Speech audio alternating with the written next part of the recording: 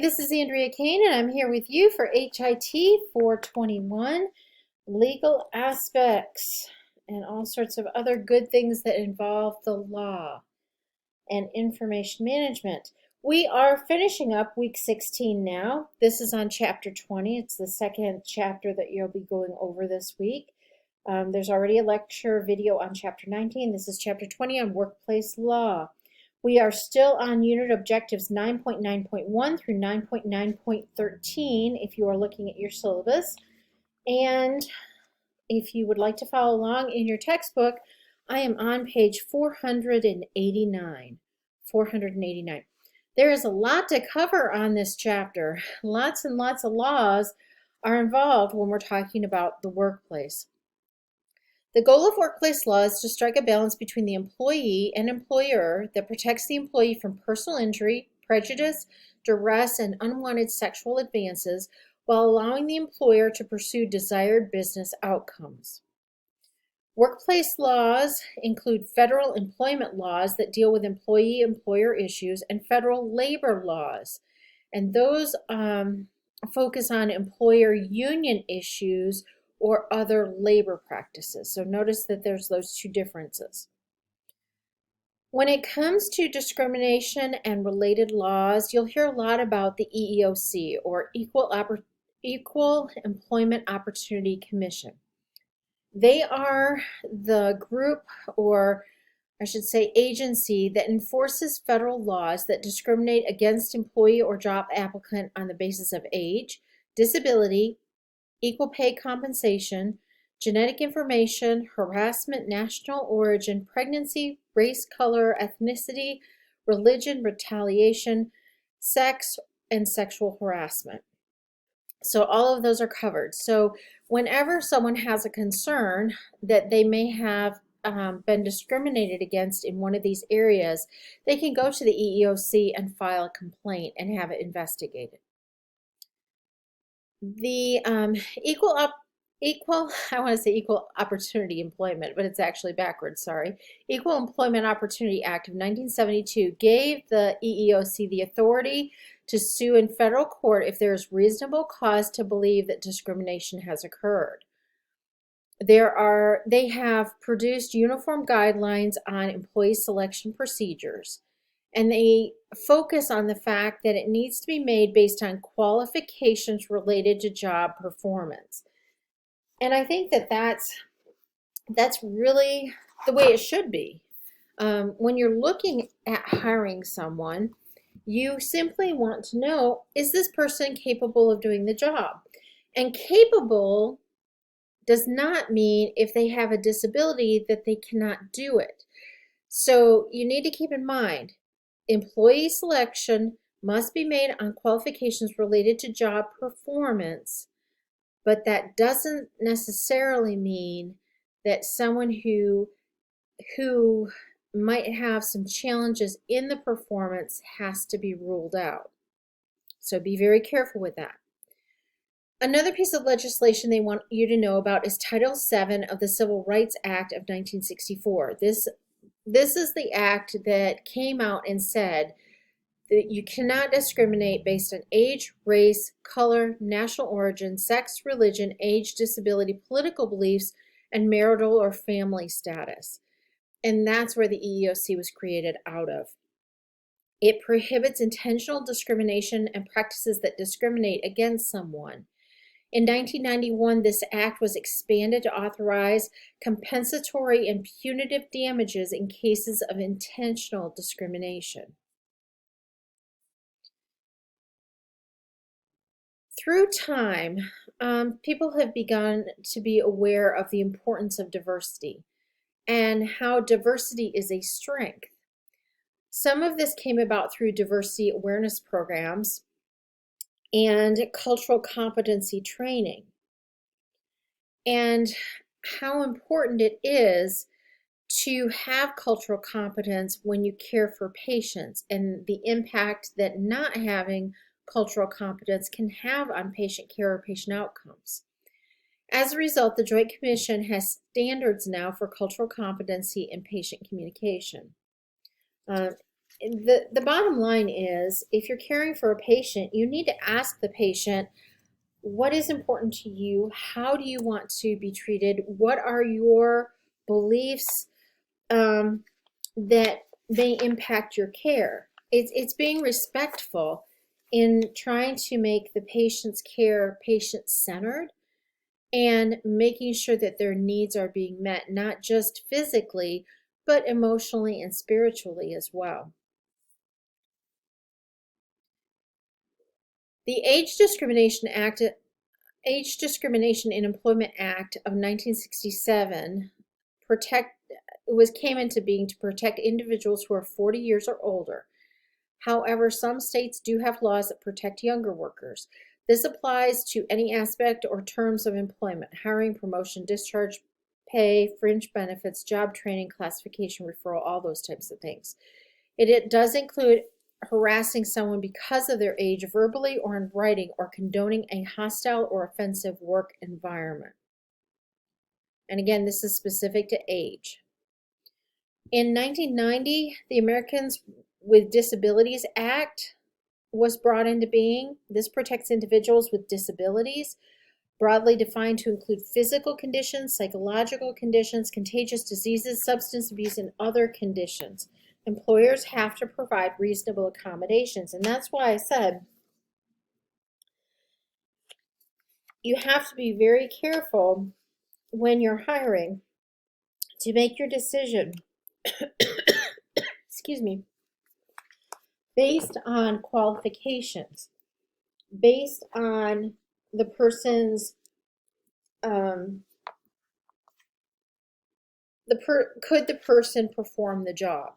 And that's not necessarily, it's hard to put into words, but you consider everyone based on their qualifications. If they have good qualifications, they need to be considered. And good qualifications cannot include no disabilities or limited disabilities or things like that, because that's just as discriminatory as looking at age or any of the other elements we've talked about.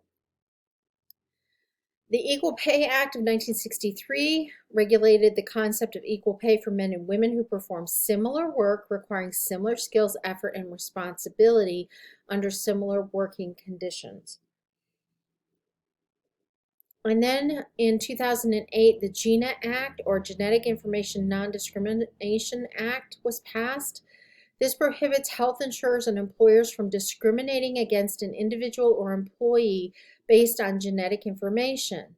It restricts information about an individual's genetic tests, family members' genetic tests, manifestation of diseases or disorders in family members, their family medical history, requests for or receipt of genetic services, or participation in research that includes genetic services by an applicant, employee, or family member. It is illegal to discriminate against an individual because of their birthplace, ancestry, culture, or linguistic characteristics common to a specific ethnic group. In 1986, the Immigration Reform and Control Act was brought into being, and that requires employers to assure that employees hired are legally authorized to work in the U.S. That does not mean that they're a citizen. It means that they are legally authorized to work in the U.S. They can't single out individuals of a particular origin who appear foreign. They have to treat everyone similarly. And this is why when you're in the process of applying for a job, they will ask you about your citizenship, or ask you, do you have a work permit? And they have to ask everyone that. They can't pick and choose who they ask that to. So you'll notice as you apply for jobs online that there are questions about, are you legally authorized to work in the U.S.? That's really all they can ask. The rest of it, their employers are responsible to make sure that the people that they hire are legally authorized to work in the U.S. What they're not to do is to look at people and try and figure out, are you here legally, illegally? Do you have papers? Do you not have papers? All that kind of stuff. All you need to know is somebody legally authorized to work in the U.S.? And you have to ask everyone that. Everyone. All right. Immigration Reform and Control Act, it goes on, it requires verification.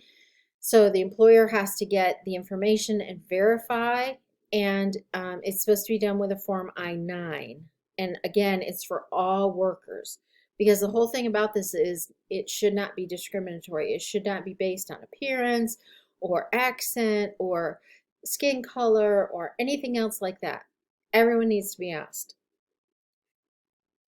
Title VI of the Civil Rights Act focuses on patients with limited English proficiency and employees who may be struggling with English as well.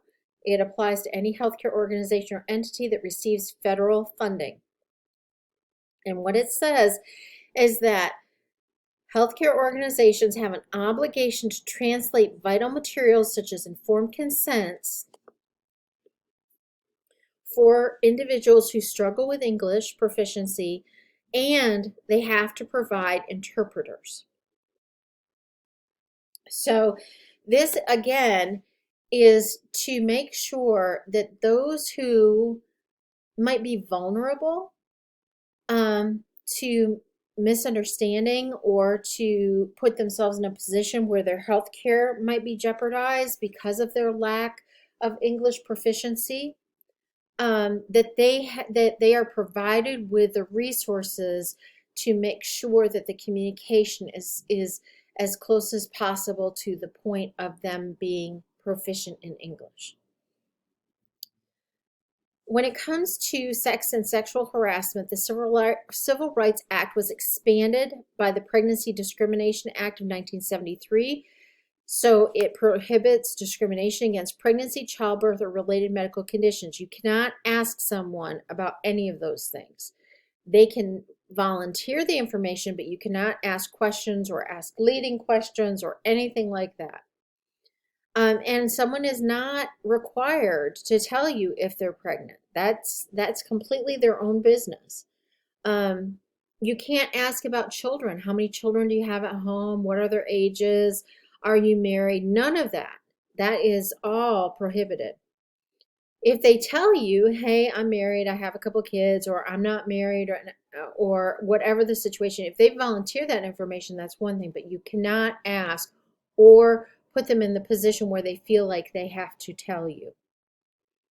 When it comes to sexual harassment, the definition for that is unwelcome sexual advances, requests for sexual favors, and other verbal or physical harassment of a sexual nature. And that, of course, is also prohibited. So changing gears here, now we're going to move from employment law to labor laws. When it comes to labor laws, one of the biggest ones that you'll hear about is the Fair Labor Standards Act of 1938. It has been amended and amended and amended. However, the original one is important because it established a federal minimum wage and rules for overtime pay. The rules for overtime pay are probably the most important part of the Fair Labor Standard Act in terms of where it gets challenged today and where organizations have to pay back money. So we'll get probably further into that. But the Fair Labor Standards Act also put age limitations on hiring children, and it defined who would get the federal minimum wage and overtime pay. And what it did was it created these two categories of employees. One is exempt and one is non-exempt. If you're an exempt employee, basically you are a salaried individual. So you would be a professional, an administrator, that type of thing. If you are a non-exempt employee, these are also known as hourly employees. These are the ones who must be paid minimum wage and time and a half for overtime. So you really need to know exempt versus non-exempt. And you need to know that exempt is essentially salaried employees, non-exempt is hourly employees. And the hourly employees are the ones who must be paid minimum wage and must receive time and a half for overtime. The Fair Labor Standards Act also made it a requirement that timekeeping happen, particularly for those hourly employees. There are some rules when it comes to salaried individuals about timekeeping, but it's very different if you're an hourly or a non-exempt employee. they are much, much more careful about what is required for timekeeping because of the minimum wage and the overtime aspect, especially the overtime aspect. The Fair Labor Standards Act also required retention for payroll, employment-related wage records, guidelines for meal and sleep breaks, and then the Department of Labor has fact sheets specific for healthcare facilities. Compensation and benefits. Compensation includes direct and indirect pay. So when they talk about a compensation package, they're not just talking about your paycheck, they're also talking about your benefits. And these benefits can include, but are not required to, but they can include medical, dental, life, and accident insurance, child and elder care, retirement plans, longevity pay, paid time off, and paid sick time. When it comes to benefits, there are some laws, labor laws that come into play here. The first one is ERISA, Employment Retirement Income Security Act of 1974. This sets minimum standards for most voluntarily established pension and health plans in private industry to provide protection for individuals in these plans. The next one you may have heard about, and that's COBRA, Consolidated Omnibus Budget Reconciliation Act of 1986. COBRA provides continued health insurance for a certain period of time for those who have lost coverage because of termination or in some other circumstances. So let's say that, well, I guess I can give you a real life example. When I left Indiana, my husband and I moved to North Carolina for his job, and I didn't have a job yet. My job in Indiana offered me COBRA coverage. I didn't need it, but they offered it. And now granted, with COBRA, you have to be really careful. They offer it, but it's at the rate that you would pay for it, not as an employee, but as an individual. So it's a lot more expensive than what you would have through an employer, but it does offer that continuation. When it comes to benefits and HIPAA does include protections for coverage under group health plans that limit exclusions for pre-existing conditions. It prohibits discrimination against employees and dependents based on their health status. It allows a special opportunity to enroll in a new plan to individuals in certain circumstances, and it allows the purchase of individual coverage if no group health plan coverage is available and the person has exhausted COBRA or other continuation coverage. All right, moving on to unions, because that's definitely a part of labor law. What can we say about unions? There was a time in the United States where unions were very uncommon. And then there was a time in U.S. history where they were very common. And then, since then, we've kind of gone back and forth as a country in terms of union activity, non-union activity, that type of thing. But according to AHIMA, in 2015, there were about 14.8 million unionized workers, and 13% of those were in healthcare support occupations. There are issues that are involved in union activity, and those include minimum staffing, overtime pay issues, recruitment, workers who want protection of their jobs, and formal method of communicating with management. In 1935, the National Labor Relations Act was passed. This regulates union and employer relations in the private sector. It gives employees the right to self-organize, to form, join, or assist labor organizations, which are also known as unions. It allows employees to bargain collectively through whomever they choose as their representative and to engage in other activities for mutual and protection. I guess mutual aid and protection. I don't know. Not sure what they were trying to communicate there. But anyway, it has been amended to prohibit unfair labor practices on the part of unions and allow the President of the United States to stop strikes in cases that might impact national health and safety. As with everything, there are good aspects and less than good aspects, and that's true of both union and non-union situations.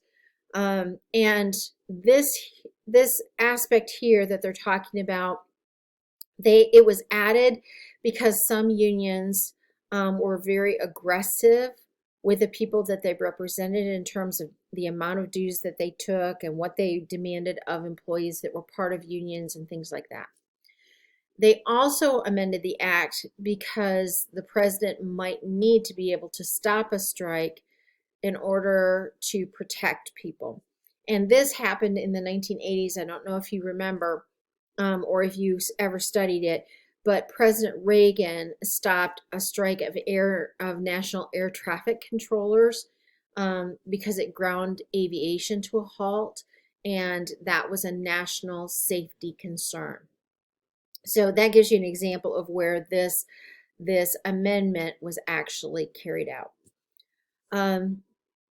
Then it also identified behavior considered to be unfair labor practices on the part of employers. Because again, you have good and less than good unions, you have good and less than good employers. And unfortunately, the less than good have demonstrated activities over time that got integrated into these Wagner Act amendments to try and prohibit them from being done, or at least to give some kind of recourse to hold them accountable, both unions and employers. There's something called the National Labor Relations Board. You may hear about it. A lot of times it gets pulled into union activities. It's an independent federal agency that safeguards employees' rights to engage in union activity. It oversees union elections and handles unfair labor practices committed by private sector employers and unions. It also took over hospital unions in 1974.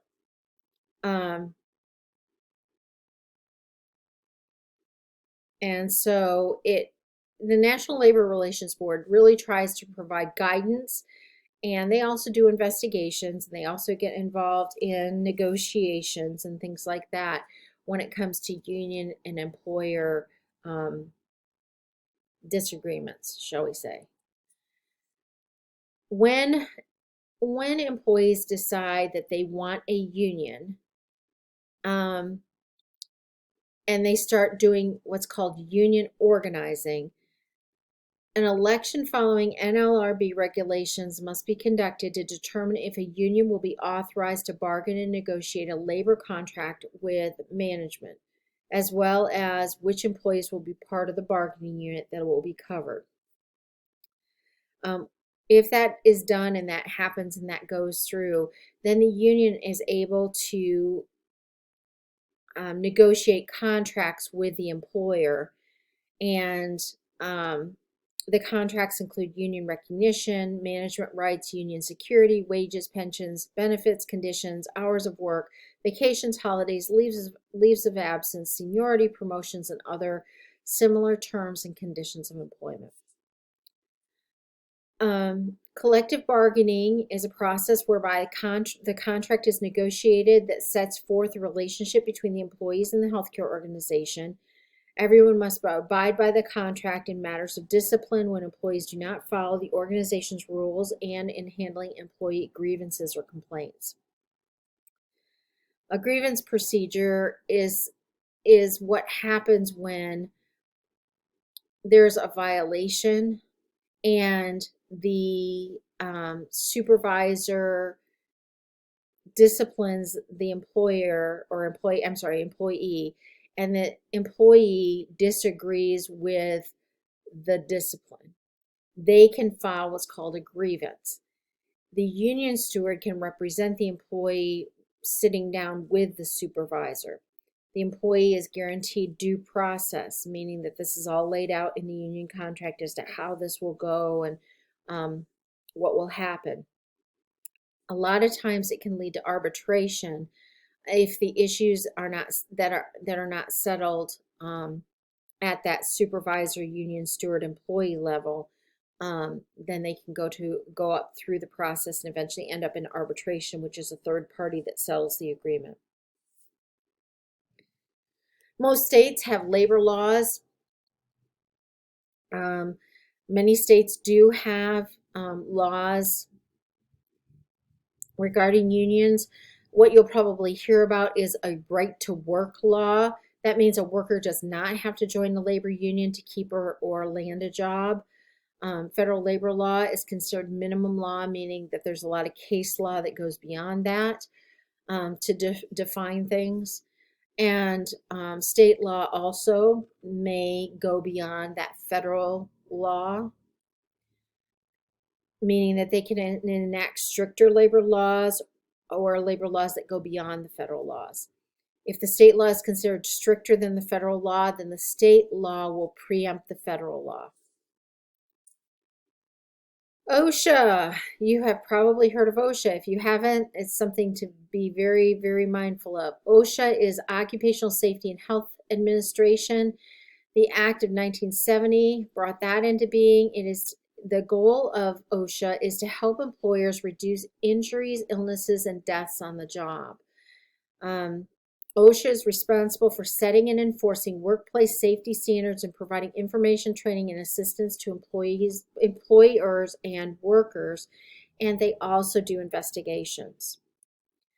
They work closely with the CDC to identify best practices for management of diseases and injuries that may affect employees in the workplace.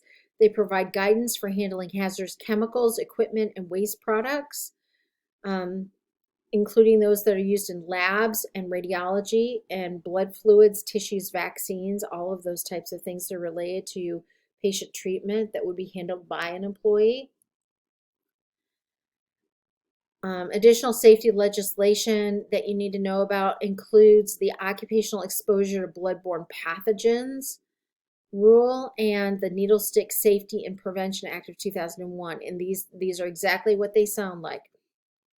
They give OSHA the ability to set standards, safety standards, and investigate, follow through, hold accountable.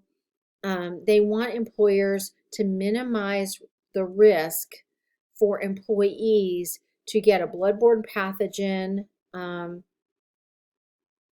illness or disease, or to have a needle stick injury. So what are employer responsibilities? Under OSHA standards, they have to provide employees with a safe working environment, especially when it comes to a healthcare setting. They need to keep detailed records on all safety issues, and those are all defined by OSHA in the 2001 rule about how they have to record and report. The rule was revised in 2014. Employers, especially healthcare employers, have to follow all relevant OSHA safety and health standards. They have to find and correct safety and health hazards. They have to inform employees about those hazards and educate them about that. They have to notify OSHA within 8 hours of a workplace fatality, meaning somebody died on the job, or when 3 or more workers are hospitalized. They have to provide required personal protective equipment, PPE. They need to post any OSHA citations, and they also need to post injury and illness summary data. They cannot discriminate or retaliate against any worker for using their rights under the law. If an employee feels like they're in a very unsafe setting and they've tried to work with management to get that changed or improved and it's not working, they can call OSHA and register a complaint, and OSHA will come in and investigate. And the employer must not discriminate or retaliate against them because they did that. Employees have responsibilities too. They have a duty to comply with OSHA standards and report problems, follow safety rules, and wear PPE if required to do so.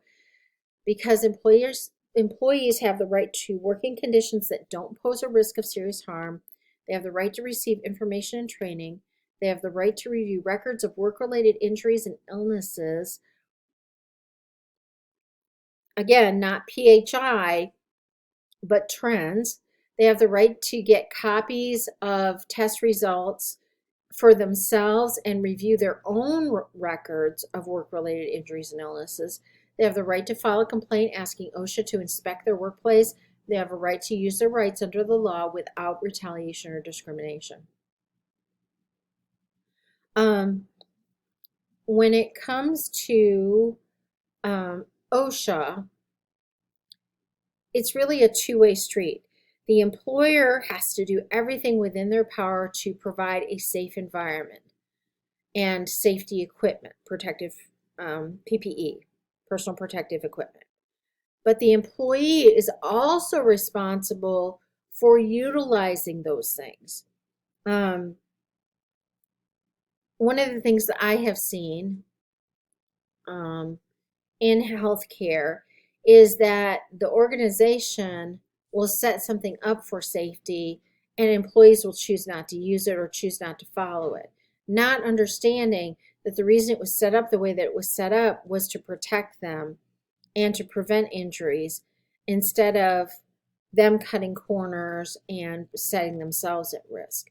So that's where it's so important to talk about what's happening in the organization and what has been put into place to protect employees and why it is so important for them to use it and to do training on how to put on PPE properly, how to take it off properly, to dispose of it. When do you use PPE? When do you not use PPE? All those types of things. And that is it for chapter 20. And do you know that is the last chapter in our book? We have finished. Congratulations, you are all done, at least with the book. And we're getting close to being finished with the class. I hope you have a fabulous week. If you have any questions or concerns, reach out to me. And looking forward to week 17. Take care.